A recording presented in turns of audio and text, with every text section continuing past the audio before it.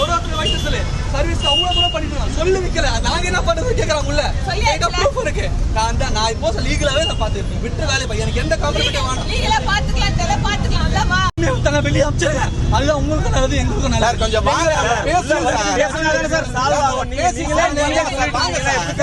பேசுங்க இங்கே பேசுங்க சார் இங்கே பேசுங்க வாங்க நம்ம பேசுவோம் சார்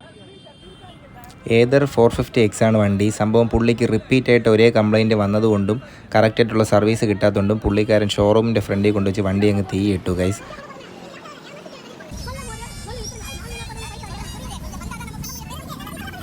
உள்ள வந்து பேசுங்க அவரு மெயின் ரோட்டுக்கு வந்துட்டாரு பேசிக்கலாம் சார்